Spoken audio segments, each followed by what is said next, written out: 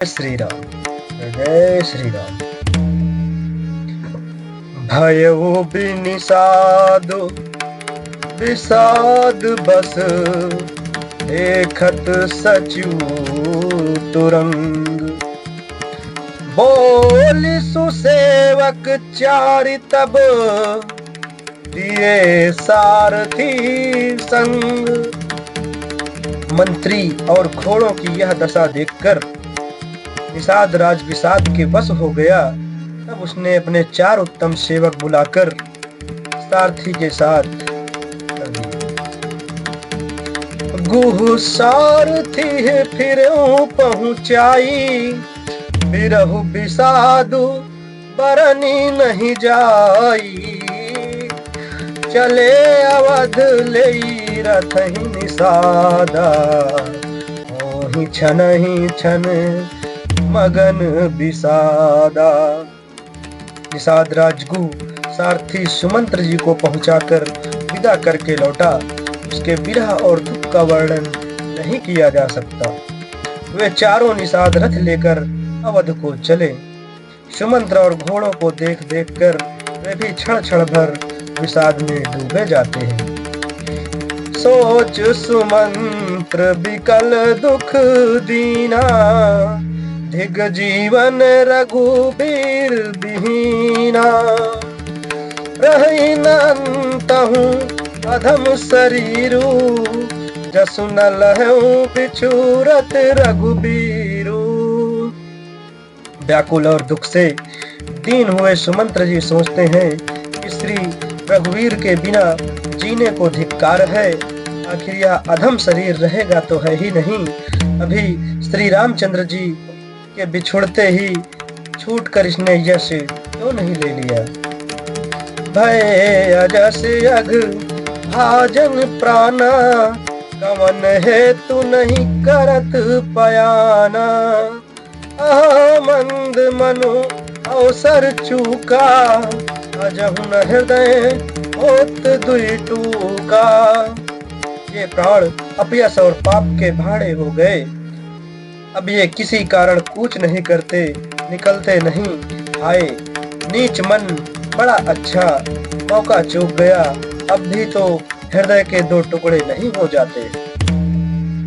मीजी हाथ सिरु धुनि पछताई मनहु कृपन धन राशि गवाई। बिरद बांधि बर बीरु कहाई चले समर जनु सुभट पराई। सुमंत्र हाथ मल कर और सिर पीट कर पछताते हैं मानो कोई कंजूस धन का खजाना खो बैठा हो।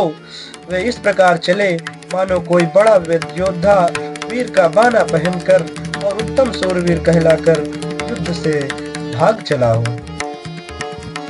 विप्र विवेकी वेद विद सम्मत साधु सुजाति जिमि धोखे मदपान कर सचिव सोच तही भांति। जैसे कोई विवेकशील वेद का ज्ञाता साधु सम्मत आचरणों वाला और उत्तम जाति का कुलीन ब्राह्मण धोखे से मदिरा पी ले और पीछे पछतावे, उसी प्रकार मंत्री सुमंत्र सोचकर पछता रहे हैं। जिमि कुलीन तिय साधु सयानी पति देवता करम मन बानी। रहे करम बस हरि नाहु सचिव हृदय तिमि दारुण दाहु। जैसे किसी उत्तम कुल वाली साधु स्वभाव की समझदार और मन वचन कर्म से पति को ही देवता मानने वाली पतिव्रता स्त्री को भाग्यवश पति को छोड़कर पति से अलग रहना पड़े, उस समय उसके हृदय में जैसे भयानक संताप होता है वैसे ही मंत्री के हृदय में भी हो रहा है। लोचन सजल दीठ भई थोरी सुनई न श्रवण विकल मति भोरी। सुखई अधर लागी मुँह लाटी जीव न जायुर अवध कपाटी। नेत्रों में जल भरा है, दृष्टि मंद हो गई है, कानों से सुनाई नहीं पड़ता। व्याकुल हुई बुद्धि बेठिकाने हो रही है, ओठ सूख रहे हैं, मुंह में लाठी लग गई है। किंतु ये सब मृत्यु के लक्षण हो जाने पर भी प्राण नहीं निकलते, क्योंकि हृदय में अवधि रूपी किवाड़ लगे हैं, अर्थात 14 वर्ष बीत जाने पर भगवान फिर मिलेंगी, यही आशा रुकावट डाल रही है। बिबरन भयउ न जाई निहारी, महर्षि मनहु पिता महतारी। हानि गलानी विपुल मन व्यापी, जमपुर पंथ सोम जिमि पापी। सुमंत्र जी के मुख का रंग बदल गया है, जो देखा नहीं जाता। ऐसा मालूम होता है कि मानो इन्होंने माता पिता को मार डाला हो।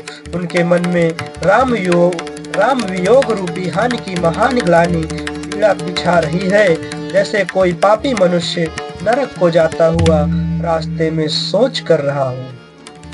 बचन न आवो हृदय पछताई, अवध काहमय देखब जाई। राम रहित रथ देखी जोई, सकुच ही मोही बिलोकत सोई। उनसे वचन नहीं निकलते, हृदय में पछताते हैं कि मैं अयोध्या में जाकर क्या देखूंगा। श्री रामचंद्र जी से शून्य रथ को भी जो भी देखेगा वही मुझे देखने में संकोच करेगा, अर्थात मेरा मुंह नहीं देखना चाहेगा। धाही पूछी हई मोहि जब, विकल नगर नर नारी। उतरु देव मैं सब ही तब, हृदय बाज्रु बैठारी। नगर के सब व्याकुल स्त्री पुरुष जब दौड़ दौड़ कर मुझसे पूछेंगे हृदय में, तब मैं हृदय पर वज्र रखकर सबको उत्तर दूंगा। पूछी है दीन दुखित सब माता, कहब काहमय नहीं विधाता। पूछी है जब ही लखन महतारी, कहीं हम कामन संदेश सुखारी। जब दीन दुखी सब माताएं पूछेंगी तब हे विधाता मैं उन्हें क्या कहूँगा। जब लक्ष्मण जी की माता मुझसे पूछेंगी तब मैं उन्हें कौन सा सुखदायी संदेशा कहूँगा। राम जननी जब आई है धाई, सुमिरी बच्चू जिमी धेनु लवाई। पूछत उतरु देव मैं तेहि, ये बनु राम लखन बैदेही। श्री राम जी की माता जब इस प्रकार दौड़ी आवेंगी, जैसे नई ब्याई हुई गौ बछड़े को याद करके दौड़ आती है, तब उनके पूछने पर मैं उन्हें यह उत्तर दूंगा कि श्री राम लक्ष्मण सीता वन को चले गए। जो ही पूछे ही ते ही उतरु देबा, जाई अवध अब यहु सुख लेबा। पूछी है जब ही राउ दुख दीना, जीवन साजासु रघुनाथ अधीना। जो भी पूछेगा उसे यही उत्तर देना पड़ेगा, हाय अयोध्या जाकर अब मुझे यही सुख लेना है। जब दुख से दीन महाराज जिनका जीवन श्री रघुनाथ जी के दर्शन के ही अधीन है, मुझसे पूछेंगे देहु उतरु कौन मुँह लाई, आयहु कुशल कुंवर पहुँचाई। सुनत लखन सिया राम संदेशु, तन जिम तनु परिहरि नरेशु। तब मैं कौन सा मुंह लेकर उन्हें उत्तर दूंगा कि मैं राजकुमारों को कुशल पूर्वक पहुंचा आया हूँ। लक्ष्मण सीता और श्री राम का समाचार सुनते ही महाराज तिनके की तरह शरीर को त्याग देंगे। हृदय न बिदरूं पंकजिमि बिछुरत प्रीतम नीरो। जानत हो मोहि दीन विधि यहु जात ना शरीरो।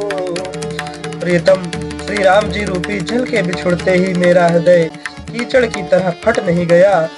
इससे मैं जानता हूँ कि विधाता ने मुझे यह यातना शरीर ही दिया है जो पापी जीवों को नरक भोगने के लिए ही मिलता है।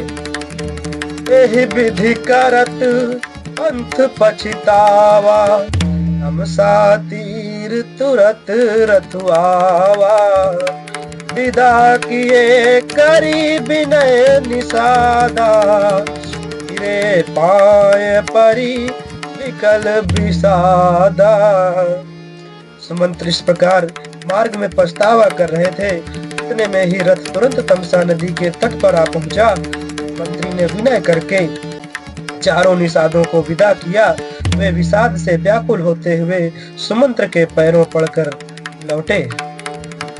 बैठत नगर सचिव सकुचाई जन मारे सी गुरु बांभन गाई।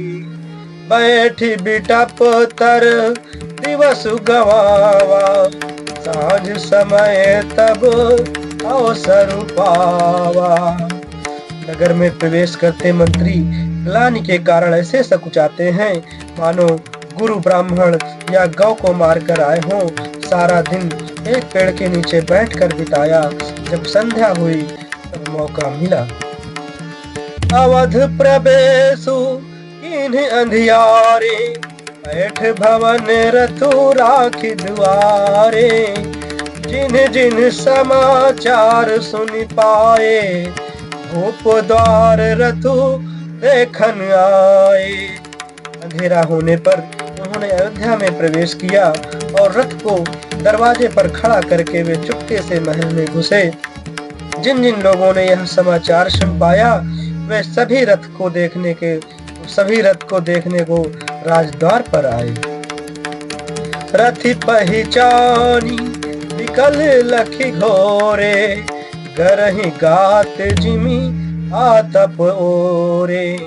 नगर नारी नर व्याकुल कैसे निघटत नीर मीन गन जैसे। रथ को पहचान कर और घोड़ों को व्याकुल देखकर उनके शरीर ऐसे गले जा रहे हैं, छीड़ हो रहे हैं जैसे घाम में ओले। नगर के स्त्री पुरुष कैसे व्याकुल हैं जैसे जल के घटने पर मछलियां व्याकुल होती हैं। सचिव आगमनु सुनतु सबो विकल भयौर निवासु। हवनु भयंकर लागते ही मानहु प्रेतु निवासु। मंत्री का अकेले ही आना सुनकर सारा रनिवास व्याकुल हो गया। राजमहल उनको ऐसा भयानक लगा मानो प्रेतों का निवास स्थान शमशान हो। अति आरती सब पूछहि रानी उतरु नाव विकल भई बानी।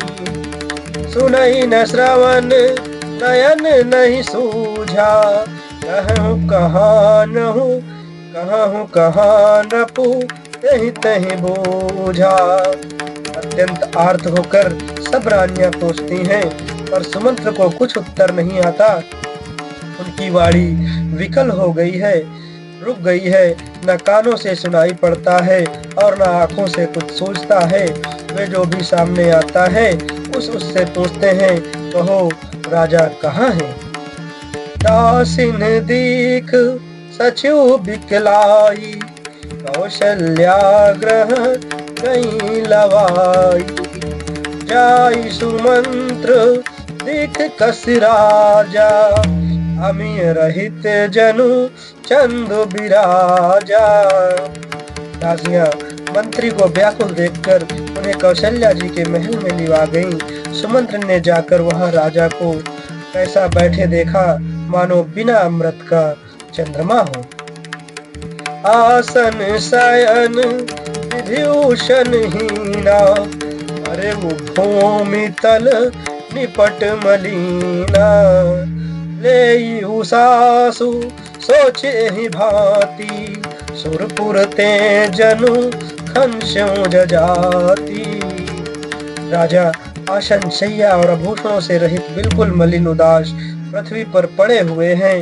वे लंबी सांसें लेकर इस प्रकार सोच करते हैं मानो राजा ययाति स्वर्ग से गिरकर सोच कर रहे हैं। लेत सोच भरी छिनु छिनु छाती जनु जरी पंख पर संपाति।